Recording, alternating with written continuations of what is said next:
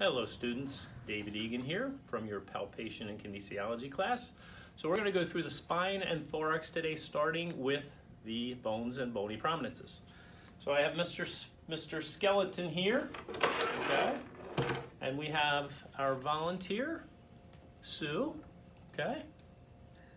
No, I said your wrong name. I'm a little nervous. So what we have here is we're going to go through the spine, okay? And the first trail, what's the first trail called, Ralph? First trail is called Midline Ridge. Midline Ridge, okay. So we're going to go through the neck, cervical spine, thoracic, and lumbar spinous processes. To start with, you're going to find when you're palpating on your partner or your volunteer that you're going to have a little more difficulty palpating the spiny processes at the cervical spine. It's much easier in the thoracic and lumbar in the seated position. When your partner goes supine, it's much easier to palpate the neck, okay? So, we're gonna have Sue, Kathy. Sorry, Kathy. Just a little I'm comedic relief. Why don't you come down this way? I'm gonna have Kathy sit on the end of the table. Why don't you come around this way? So, your partner's seated on the table. Okay, we're gonna start at the cervical spine. As Kathy bends forward and just lets her neck come forward, I'm gonna palpate along the cervical spine. What you're gonna find is that you're gonna have difficulty feeling the spinous processes because of the overlying tissue, namely the ligamentum nuchae, okay? Once we get to about C3, C4, C5, we can kind of start to feel them there, okay? When we get to C7, very prominent, okay? And then we're just gonna follow it down the thoracic, okay? So I'm gonna have Ralph kind of read the trail, the directions. The directions, all right. Yeah. The partner is seated with trunk and neck slightly flexed. This will stretch the overlying tissues and allow the process to move posteriorly for easy access. Place your fingers along the midline of the back and locate the long line of processes. So we're gonna go down well, hold on a second, Ralph. So we're gonna go down the midline, okay? Again, you're gonna notice at the top, hard to palpate the spinous processes. As you get into the thoracic, okay? It's much easier, much more prominent, okay? Go ahead. Slide your fingers slowly up and down the spine, palpating the different sizes, prominences, and spaces between the processes. Some processes may present themselves immediately, while others may be more difficult to find. Ask your partner to slowly flex and extend her spine, Okay, noting sit the up real movement straight of the processes. and then extend. Okay, as Kathy slouches forward, the spinous processes become much more prominent, especially as I get down here in the lower thoracic and lumbar area. Okay? So you're gonna find interesting, you might slide to one side and feel a dip. You might slide to the other side. You're gonna probably feel a dip there, but you may feel one side is more prominent, the musculature. She's more prominent on the left side than she is on the right side. Okay? So, okay, let's go on. Try the same method with your partner prone.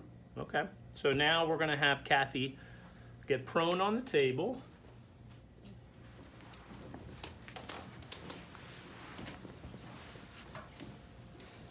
Good, okay, I'm gonna bring this arm up just for easier access. Okay, so it's gonna be much easier to palpate the spinous processes in this position, especially in the cervical area, okay? Okay, what's next, Ralph? Then we go on to the next trail. Okay, so that was trail one, just palpating the spinous processes. Okay, so trail 2 is crossing paths. And the first batch of instructions, L4 and top of iliac crest. Okay, so what we're gonna do is we're gonna find the top of the iliac crest. So if I slide down each lateral side, when I get close to the hip, I'm gonna feel the top of the lateral iliac crest. Then what I'm gonna do is I'm gonna slide directly to the midline, okay? And that would be the level of L4, okay? Approximately L4, okay? Next.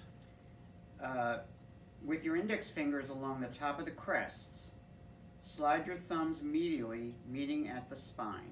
Okay, that's L4. Now go to the next one. All right. Isolate the large knob of L4.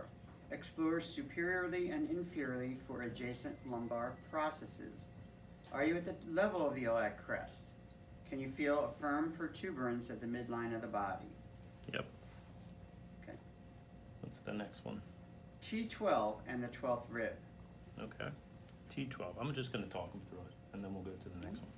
So how do we find T12? Well, first we find the 12th rib. Lateral. If you find the lateral iliac crest, slide slightly medial and superior, and your thumbs or your fingers are going to sink into the 12th rib. Once you find the 12th rib, you're going to follow the 12th rib medially till you get to T12. Okay? Again, start on the lateral iliac crest, slide medially about a ½ inch or an inch to 2 inches. You're going to slide directly superior into the 12th rib, and then slide medially till you hit the bony prominence of the 12th thoracic vertebrae. Okay, what's the next trail? Okay.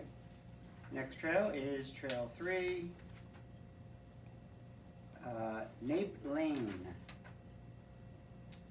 Is this And we're supine looking or- at the, huh? Is this supine or prone? This is supine. Okay, so you're gonna lay on your back, Sue. Kathy, I don't know why, I'm sorry. Because Sue's your favorite teacher. Okay, All right. So your partner is supine. You're going to locate that spinous process of C7.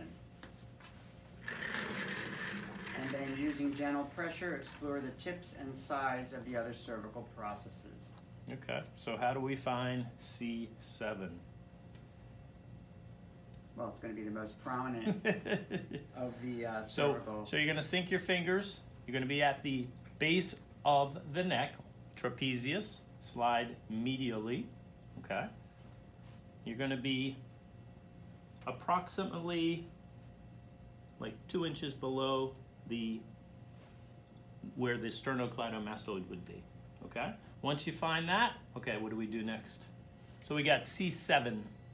All right. You're going to strum transversely across the dense ligamentum nuchae that spans the tips of the spinous processes. So I'm gonna slide superiorly along the spinous processes. As I get higher, okay, I'm gonna slide laterally, side to side, and I can feel that thick connective tissue called the ligamentum nuchae. Okay? Continue superiorly until you reach the prominence of C2. As you explore the spinous processes, passively flex, extend, and rotate the neck. So C2 is just below the occiput, okay? So if I'm on a prominent, bony prominence just below the occiput, I'm gonna be on C2. If I slide slightly superior, I'm gonna slide right into the occiput, okay? So if I place my fingers on each side of the spinous process and tip her head back and forward, it kind of disappears as I tip her head back, and then as I come forward, I can feel it more prominently.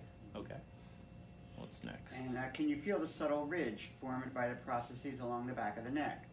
When exploring the spinous process of C2, are you inferior to the level of the earlobes?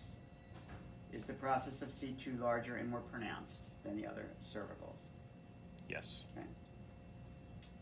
Would you like me to go to the next trail? Let's stop there for a sec. Okay.